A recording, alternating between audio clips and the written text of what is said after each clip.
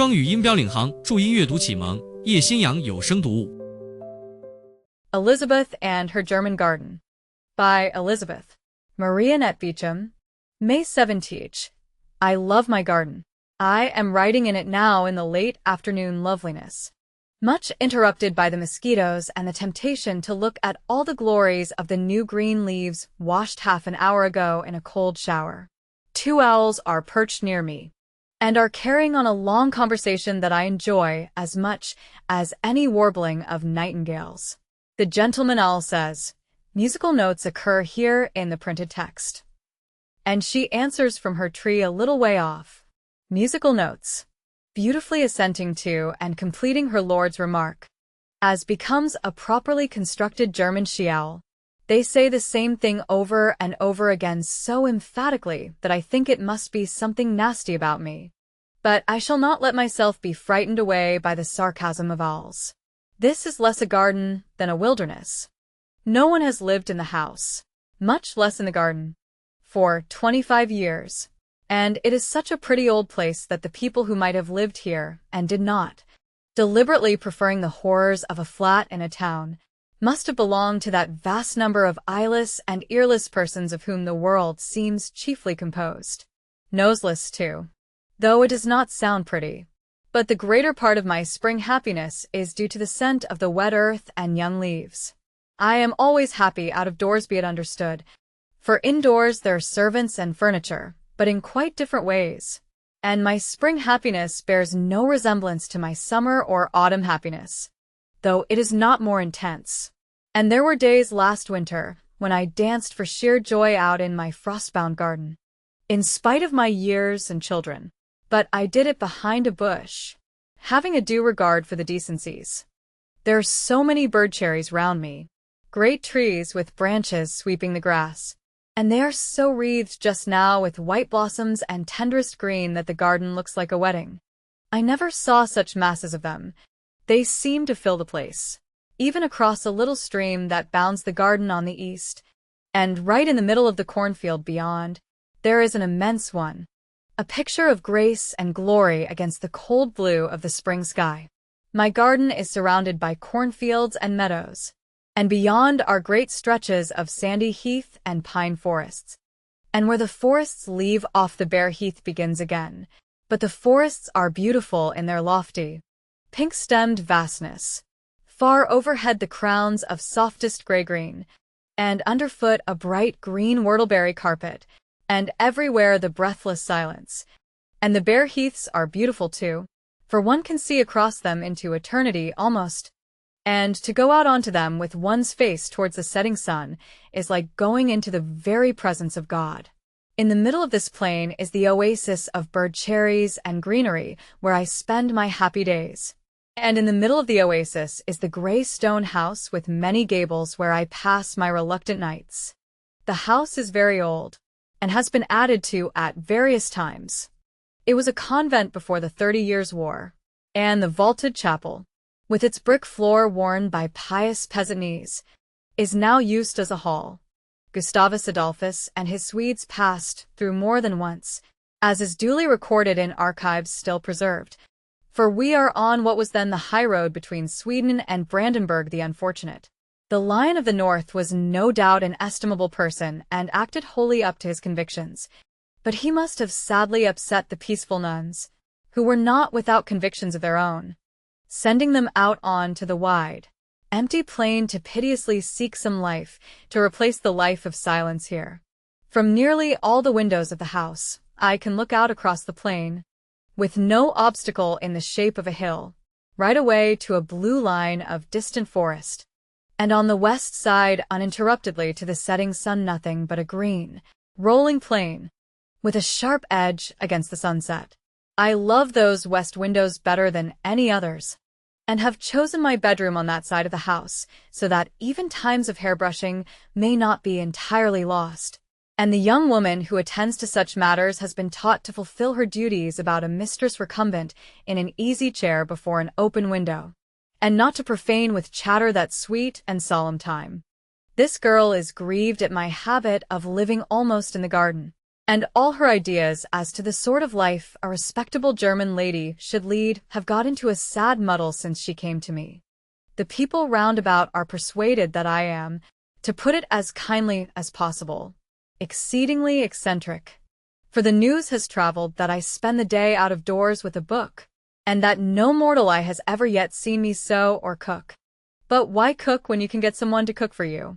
And as for sewing, the maids will hem the sheets better and quicker than I could, and all forms of needlework of the fancy order are inventions of the evil one for keeping the foolish from applying their heart to wisdom. We had been married 5 years before it struck us that we might as well make use of this place by coming down and living in it.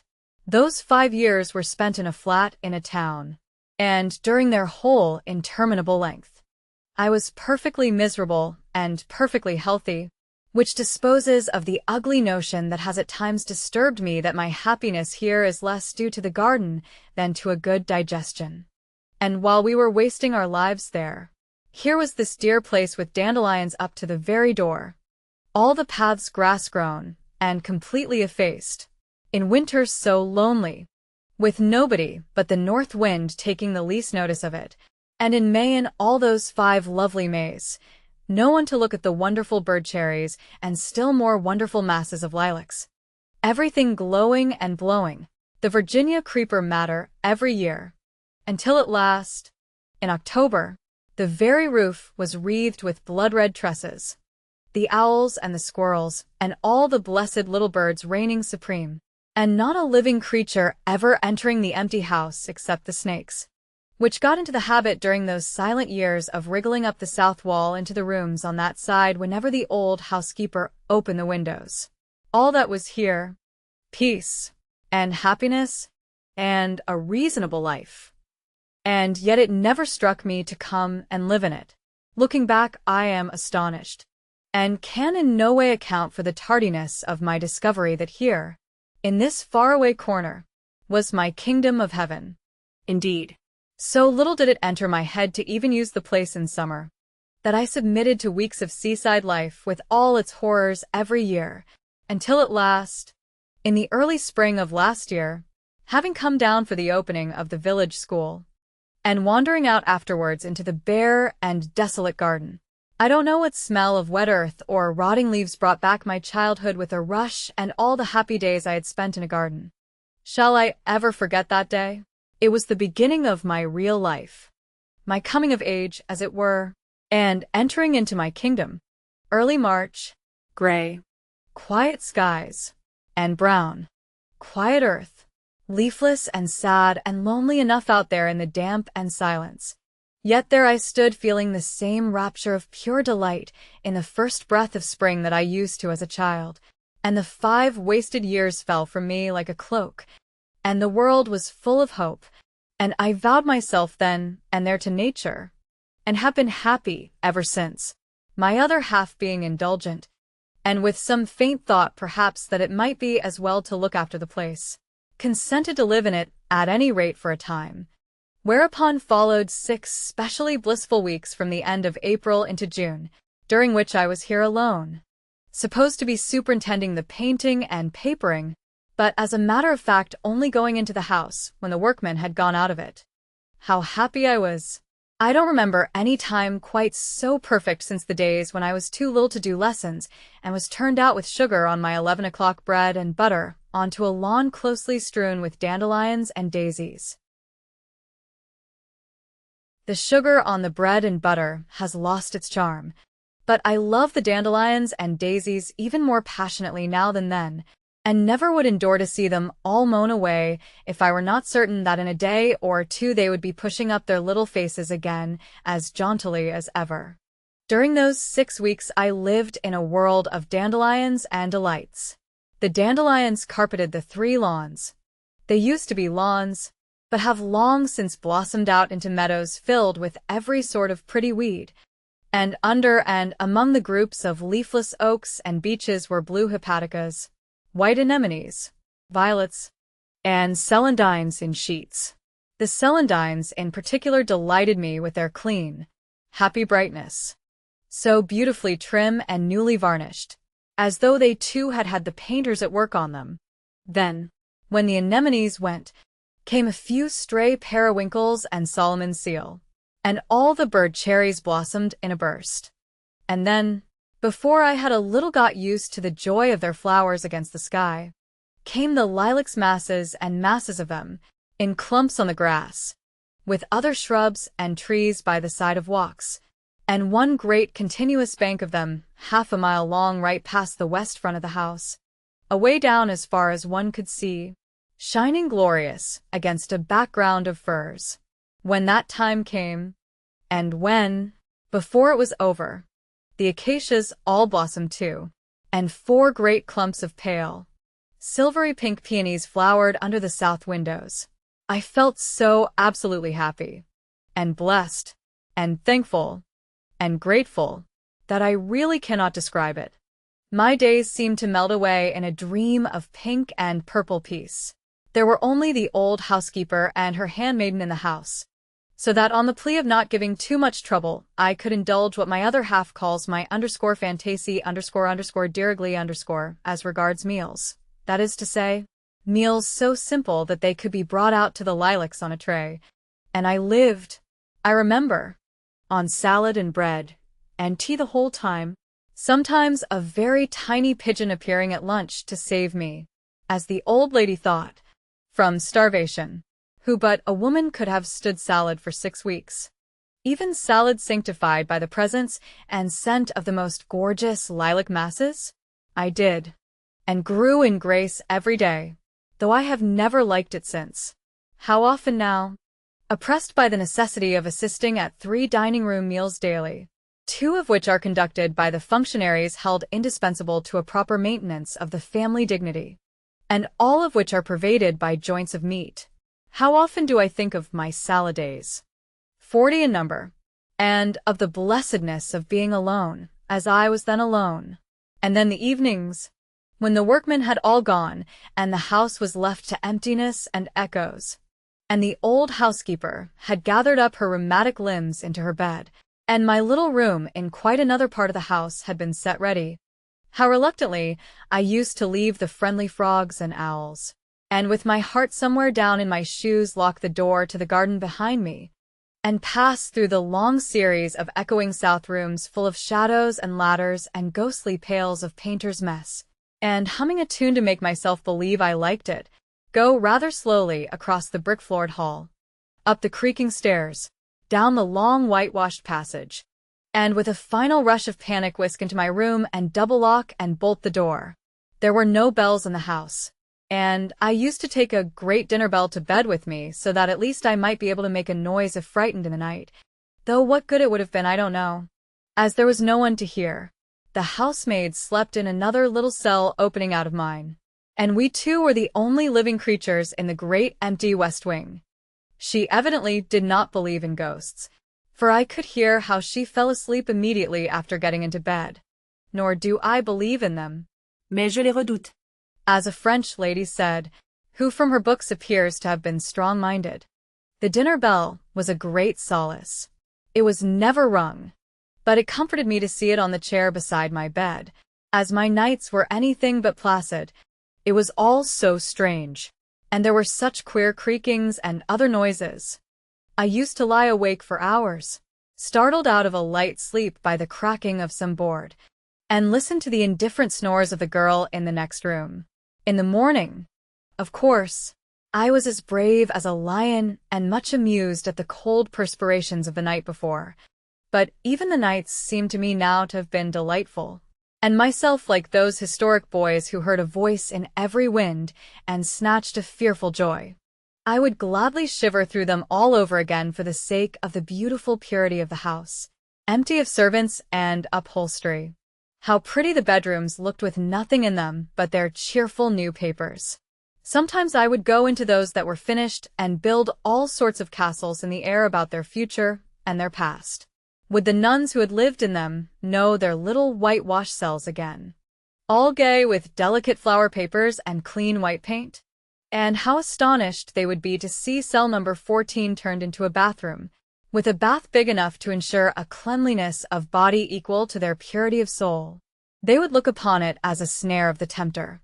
And I know that in my own case, I only began to be shocked at the blackness of my nails the day that I began to lose the first whiteness of my soul by falling in love at 15 with the parish organist.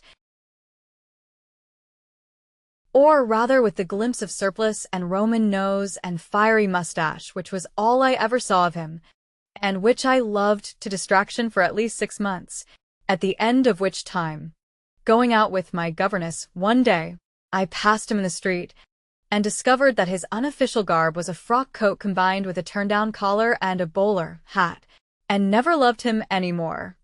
The first part of that time of blessedness was the most perfect, for I had not a thought of anything but the peace and beauty all round me. Then he appeared suddenly, who has a right to appear when and how he will, and rebuked me for never having written. And when I told him that I had been literally too happy to think of writing, he seemed to take it as a reflection on himself that I could be happy alone. I took him round the garden and along the new paths I had made, and showed him the acacia and lilac glories.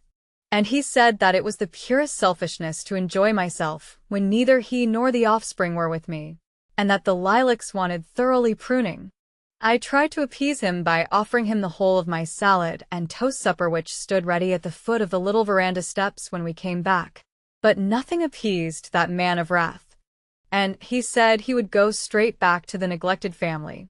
So he went, and the remainder of the precious time was disturbed by twinges of conscience, to which I am much subject, whenever I found myself wanting to jump for joy. I went to look at the painters every time my feet were for taking me to look at the garden. I trotted diligently up and down the passages.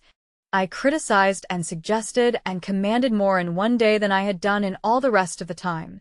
I wrote regularly and sent my love. But I could not manage to fret and yearn. What are you to do if your conscience is clear and your liver in order and the sun is shining? May 10th. I knew nothing whatever last year about gardening, and this year know very little more. But I have dawnings of what may be done, and have at least made one great stride.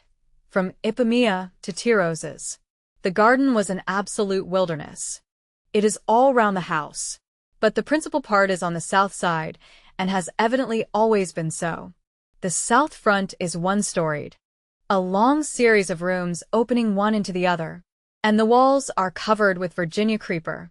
There is a little veranda in the middle, leading by a flight of rickety wooden steps down into what seems to have been the only spot in the whole place that was ever cared for. This is a semicircle cut into the lawn and edged with privet, and in this semicircle are 11 beds of different sizes bordered with box and arranged round a sundial. And the sundial is very venerable and moss-grown, and greatly beloved by me. These beds were the only sign of any attempt at gardening to be seen, except a solitary crocus that came up all by itself each spring in the grass, not because it wanted to, but because it could not help it. And these I had sown with Ipomaea, the whole 11, having found a German gardening book, according to which Ipomaea in vast quantities was the one thing needful to turn the most hideous desert into a paradise. Nothing else in that book was recommended with anything like the same warmth. And being entirely ignorant of the quantity of seed necessary, I bought 10 pounds of it and had it sown not only in the 11 beds but round nearly every tree, and then waited in great agitation for the promised paradise to appear. It did not, and I learned my first lesson. Luckily, I had sown 2 great patches of sweet peas, which made me very happy all the summer. And then there were some sunflowers and a few hollyhocks under the south windows, with Madonna lilies in between. But the lilies, after being transplanted, disappeared to my great dismay. For how was I to know it was the way of lilies? And the hollyhocks turned out to be rather ugly colors, so that my first summer was decorated and beautified solely by sweet peas.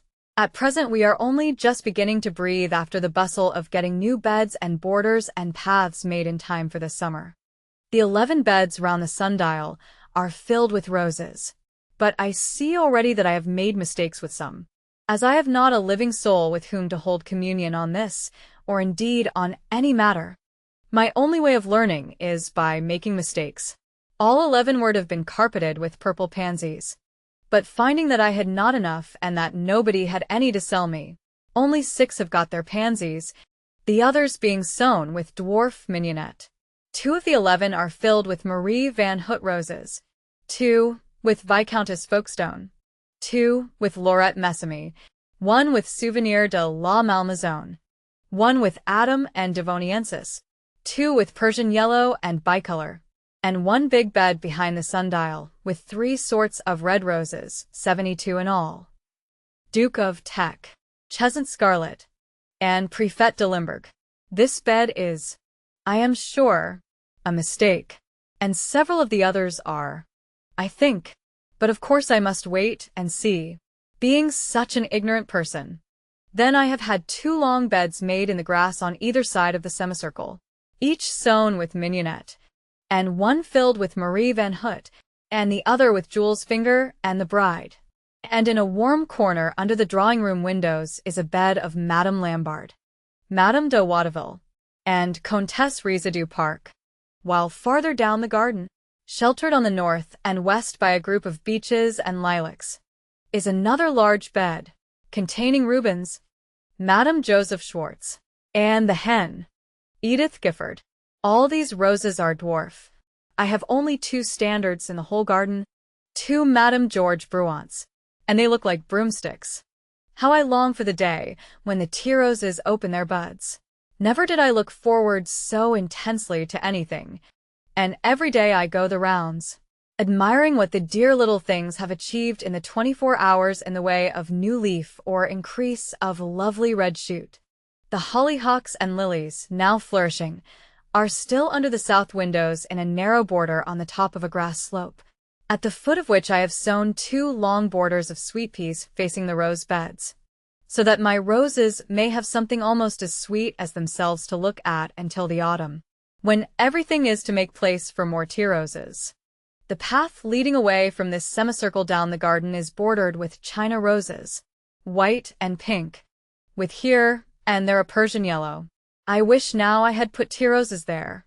And I have misgivings as to the effect of the Persian yellows among the Chinas, for the Chinas are such wee little baby things, and the Persian yellows look as though they intended to be big bushes.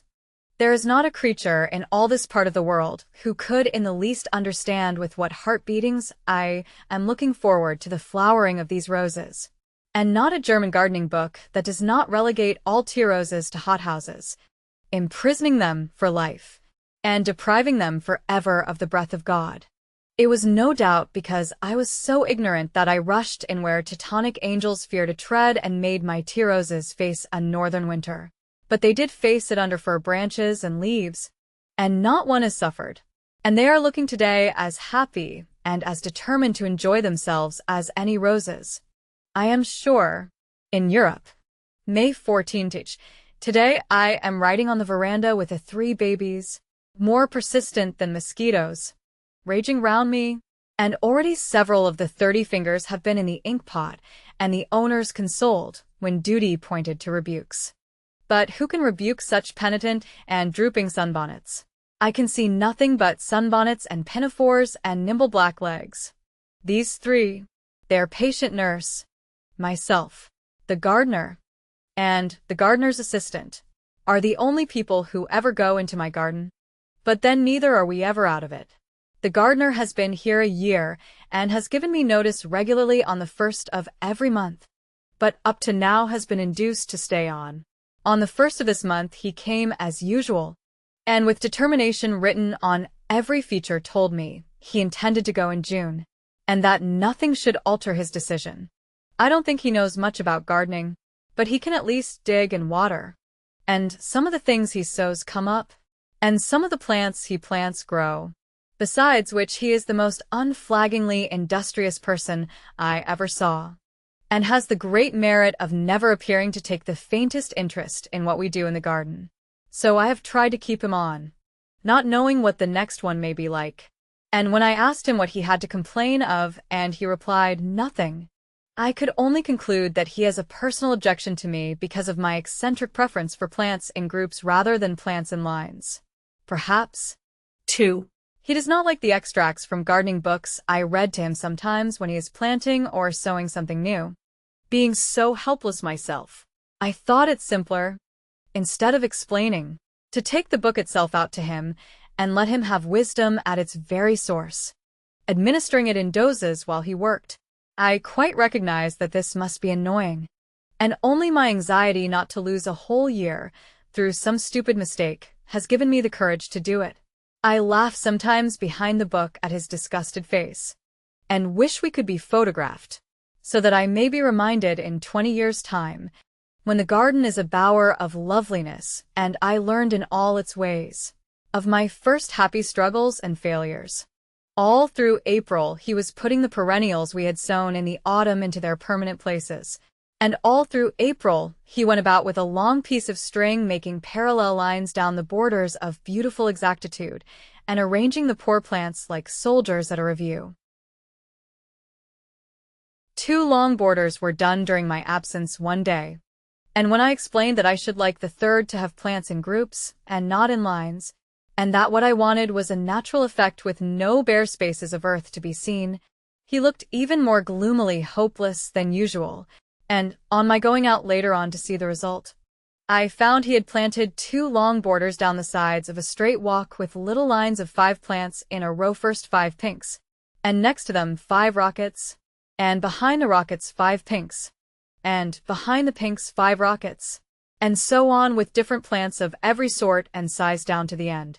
When I protested, he said he had only carried out my orders and had known it would not look well, so I gave in, and the remaining borders were done after the pattern of the first 2, and I will have patience and see how they look this summer, before digging them up again, for it becomes beginners to be humble.